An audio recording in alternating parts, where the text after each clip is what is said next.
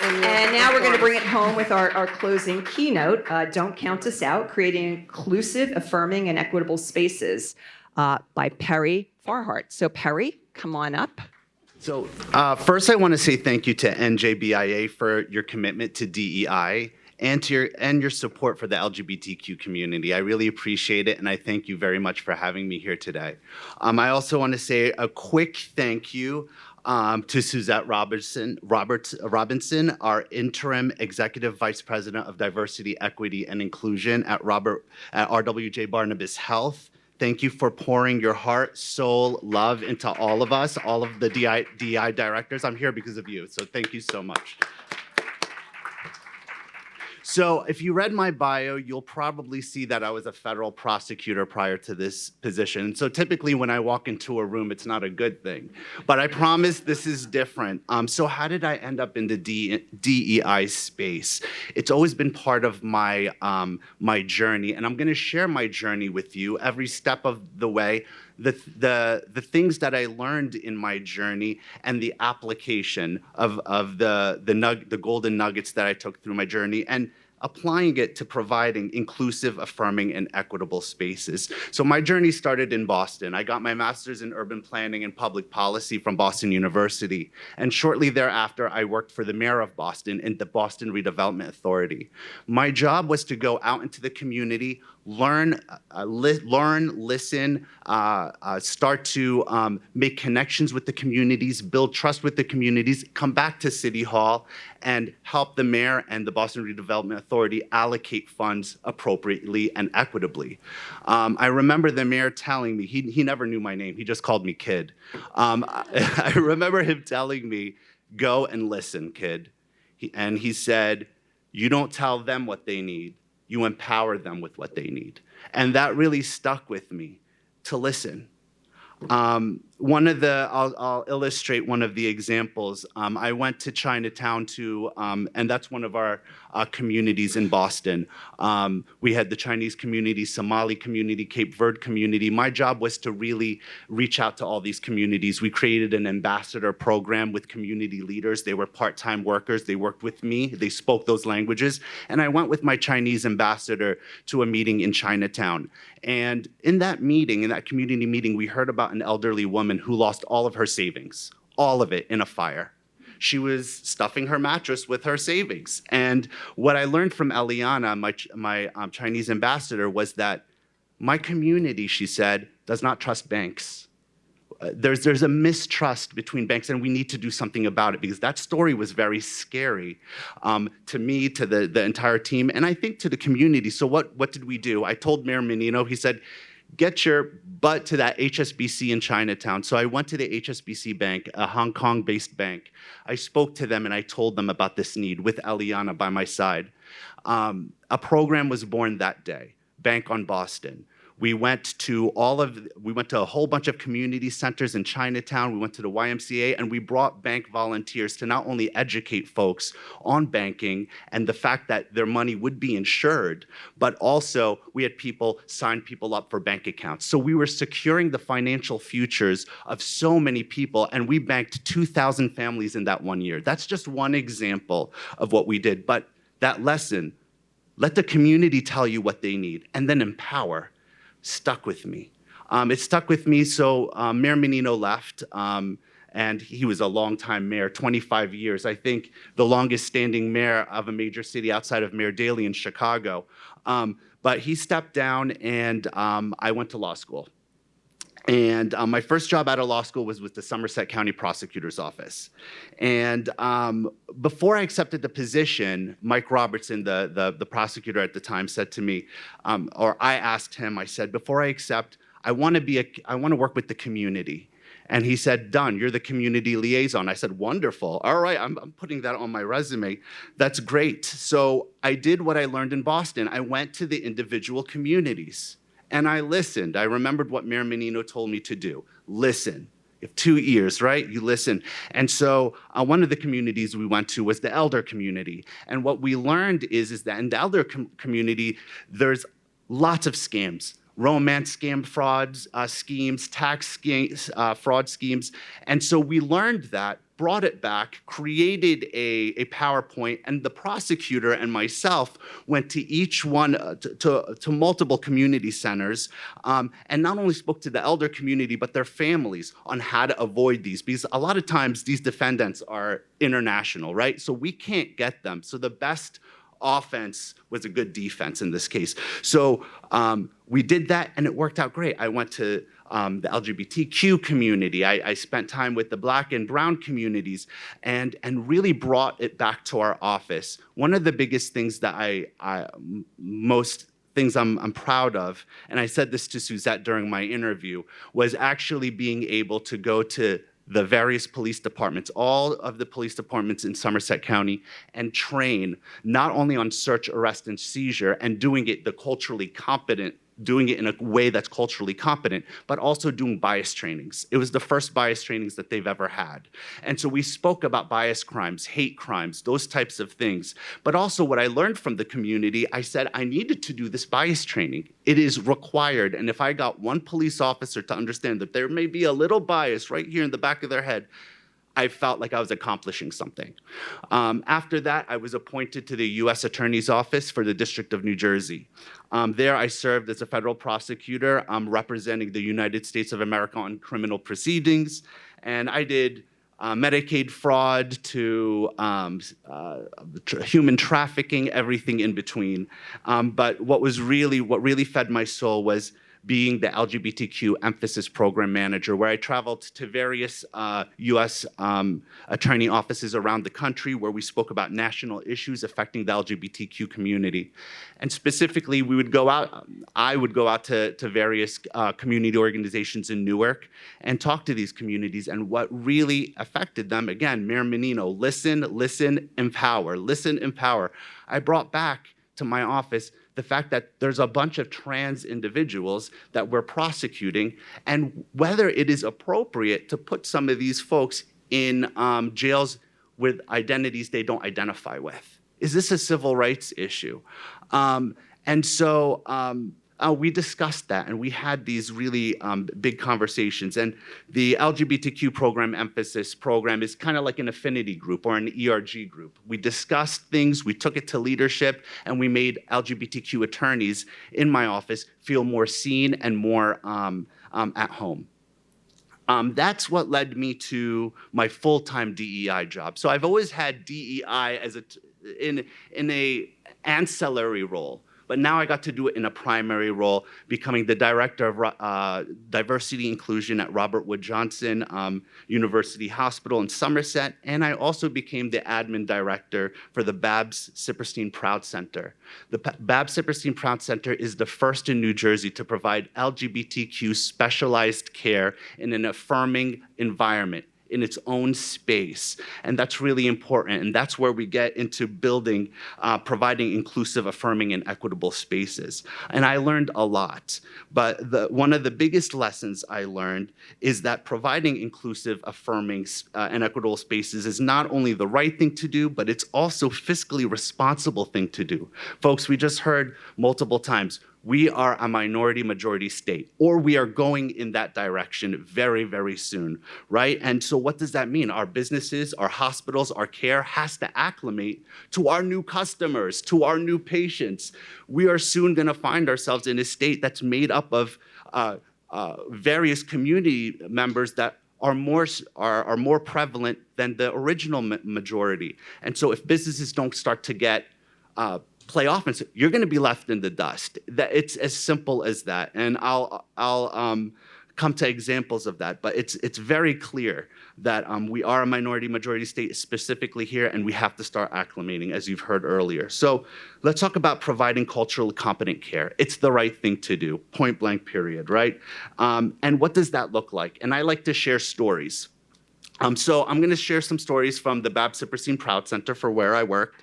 And the first story is this gentleman who came into our center. He was so happy to be there. He was a smile from ear to ear, just super happy, hugging my staff, hugging me. I mean, he was just wonderful. And so, when someone says a smile can light up a room, this guy's smile lit up a room. I asked him about his story. So he was a vet. He got his MBA on the GI Bill. Incredible man. He immigrated here with his family from Jamaica. He was living the American dream, but he had one secret. He was gay.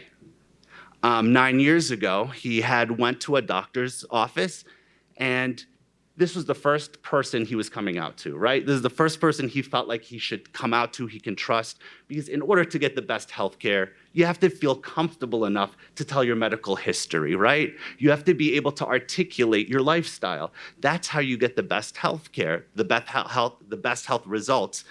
Suzette, I just keep hearing you in my ear. But that's really how you do it. So you provide an affirming space so that way people feel comfortable to do that, right?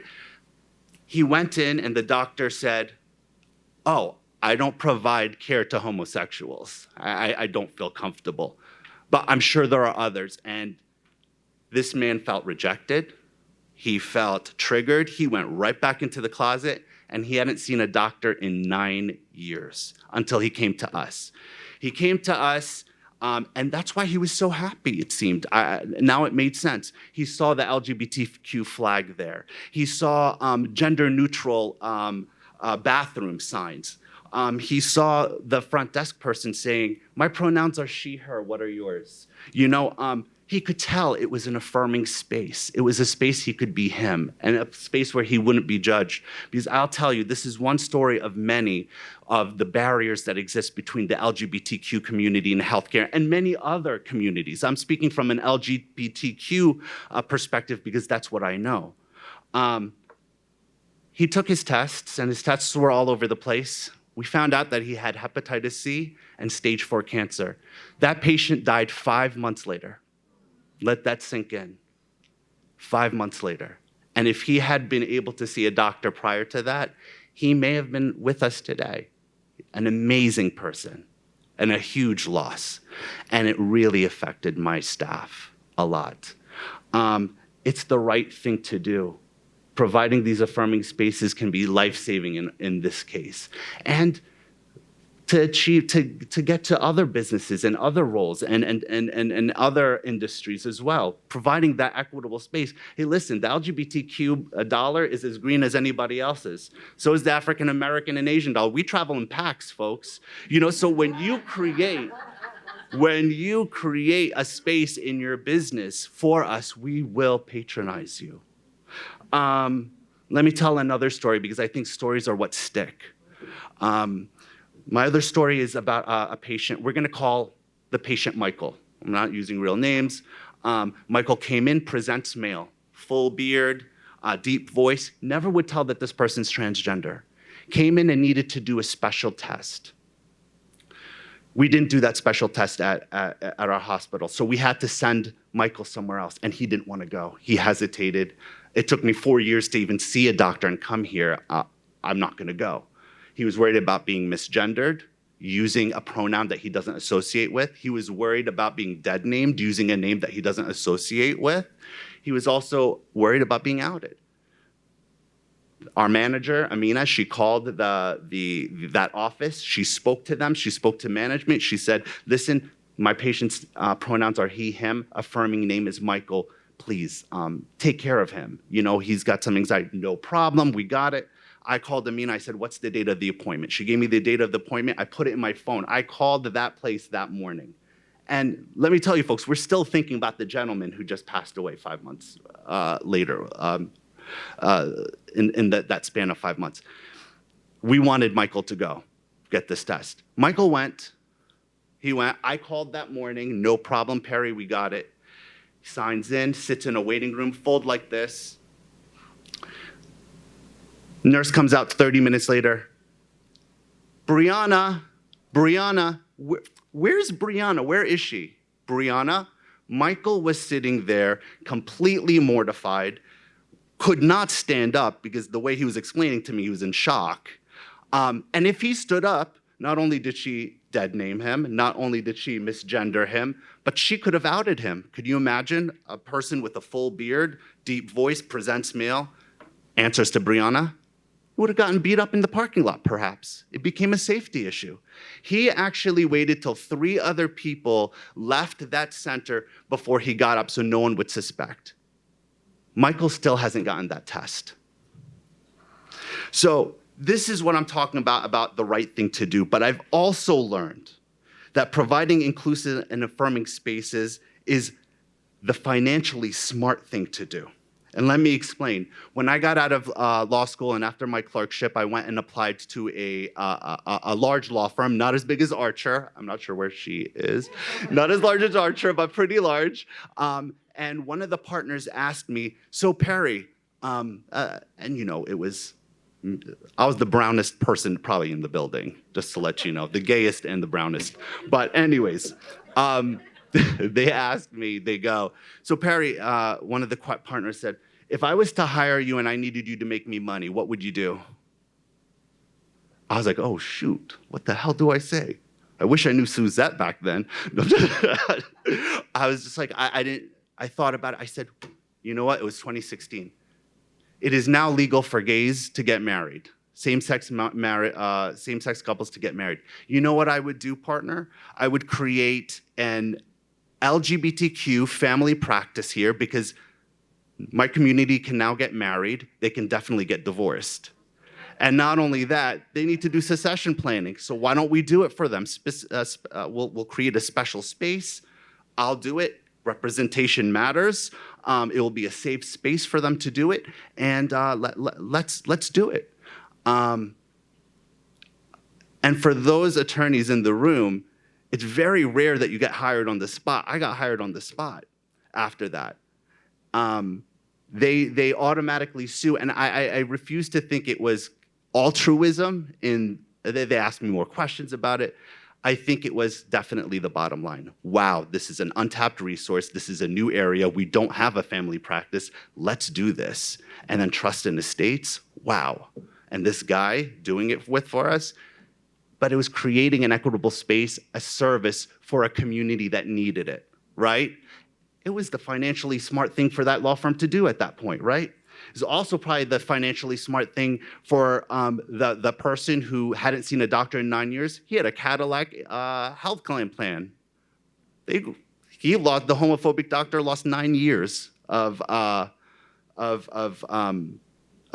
client, of a patient. You know, that test that we sent Michael to get, super expensive. We will not send any of our patients there anymore. We found a place that we will. We also trained that place because we can't have that happening to our patients anymore. So it's the smart thing to do. Let me tell you about my friend, best friend. She is transgender woman, and she plans every single outing that we do. It's based on bathroom use. It's all based on bathroom usage. She calls a restaurant to ask them about their bathroom. How many stalls are in there? Like, is there a urinal in there? She'll even pull up a tax plan map of the place because that's how triggering it is to some folks in their community. She doesn't need a manager while we're going out having fun telling, you can't use that bathroom. She doesn't need that. She doesn't need to be beat up in a bathroom. So she looks for single stall bathrooms. And how many restaurants have missed out on our patronage? Again, we travel in packs. We talk about the places that are LGBTQ friendly, right? It's similar to ADA and folks from the disability community. You see a restaurant with an on-ramp, you see a restaurant without an on-ramp. Which restaurant is somebody who needs a wheelchair gonna use? They're capturing a lot more business with that on-ramp than a business without. Similar to the transgender community, similar to providing equitable places. It's the right thing to do, but it's also the smart thing to do, especially as we become minority majority.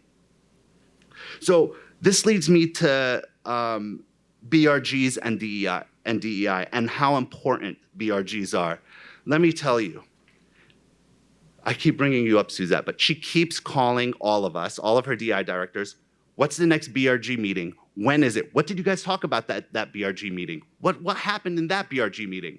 Are you creating a new BRG? But that was the right, but let me tell you something, she was right. BRGs make you innovative. It was 6 years ago on a winter night when a BRG came together, the proud BRG came together, and one of the members in the BRG a trans woman said, we need to provide LGBTQ healthcare. 6 years ago. They did a needs assessment. They put their full support, DEI put its full support behind it. And we went from 20 patients our first year, opened half a day a week, to now we're at 1,700 patients, open 5 days a week, and we're the second hospital in the entire state to do bottom surgery. Huge. From a BRG meeting, from a conversation. The reason why I spoke about Boston, the reason why I spoke about all my experiences in the community and listening is, my point to you is, those BRGs are the community. Listen to them. Get the gold nuggets that they give you, because they will make you innovative. If that law firm that I applied to had a DEI strategy and had ERGs, they would have certainly came up with the fact of creating an LGBTQ practice because of the Marriage Equality Act. They would have definitely done it. Didn't have it. You don't know what you don't know, right? And the community, these BRGs help lead you. I also would remiss to say the fact that BRGs also and DEI strategies help retain talent. Let me tell you, folks, if you haven't realized this, there's a war on talent and we're losing it. It's just clear, right? And there was a study done that says millennials look at a corporation's DEI page first before they choose a place to go to. And let me tell you, our millennial population is very diverse. It's getting to be minority majority. DEI is important. If you want to be on the cutting edge of bringing people in and retaining them, how expensive it is to train. I work at a hospital, it's expensive. When you have a good ERG, BRG, let me tell you something, you feel like family. It's much harder to turn your back on family than when you're just a number. It's much harder to turn your back on family. And we've been very successful at RWJ, and that's why we keep getting the calls about the BRGs, because they're that important. Last, I would just want to say, DEI, what does DEI mean to me? The way I look at it, I'm not sure maybe this was YouTube before I went in to interview with Suzette and Trina at the time. Diversity to me is pretty much like asking someone to come to the prom, right? Hey, do you want to come to the prom with me? Inclusion is asking that person to dance. Make them feel included, make them feel part of the organization. But that's only the first step. The equity piece is asking that person that you invited to the prom to plan the next prom with you, right? Adding that voice to the creation of the organization, or not creation, but the innovation of that organization. So when you get all three, the person coming to the prom, the person dancing with you at the prom, and then the person helping you plan the prom, that's when you totally reach, I believe, DEI. And my last call to action is, do not judge. Do not judge. Be wary of judgment. My last quick story is a patient who came in when I first started, and she came in with her parent. And her parent was very supportive of her. And her parent had told me, yeah, we started her on hormone replacement therapy when she was 9. And guess what? I judged a little bit in the beginning. I was like, whoa, I'm embarrassed to say. I was like, that's early. Like, I'm thinking. It's like, tell me more about this story. And she said, you know, when my child was young, screamed whenever we put my child in boys' clothes, screamed whenever we cut my child's hair. My husband would try to man my child up by putting him in sports. Obviously this was doing damage and they didn't realize it. They're a traditional family. It wasn't until she got home one day from work and she didn't see her child. She goes upstairs and sees the bathroom door locked. And she said to me that she heard breathing. And her heart, as a mom, started beating really hard. She's knocking on the door. She just keeps hearing breathing. She's like, I'll never forget that sound.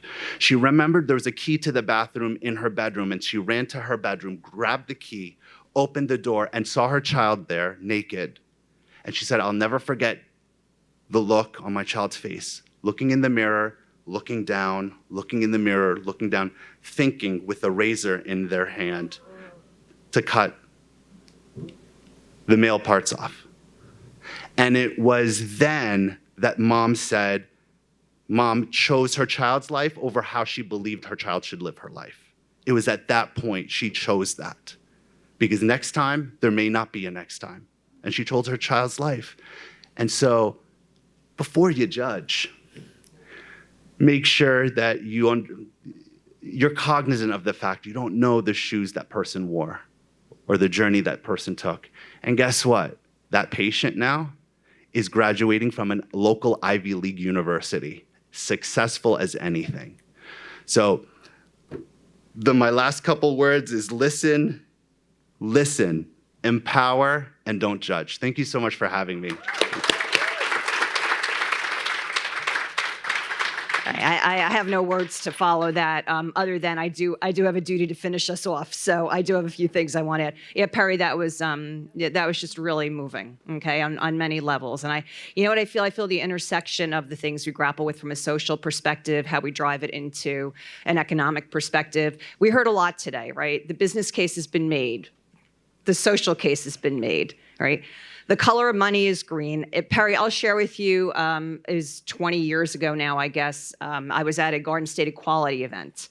And it's the first time that I was at an event like that.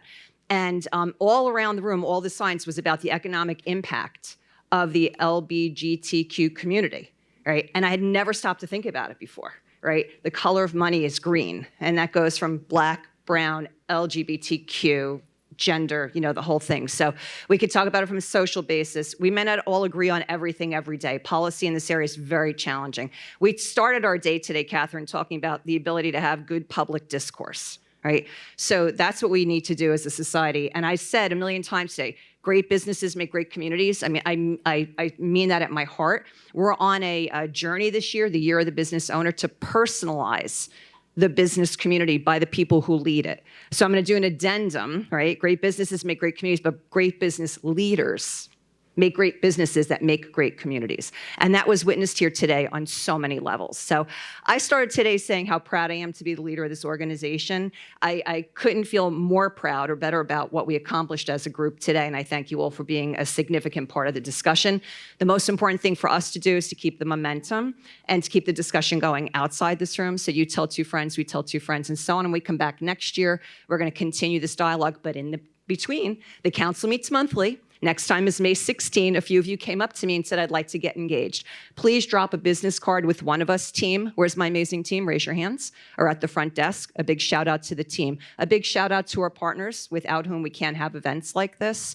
And a big shout out to all of you for being here today. So I'm sure I forgot something, but I'm caught up in my own words today. So I wish you all good health, wellness. The color green is money. Let's go make a difference for the business community and the economy of the state of New Jersey. Thank you.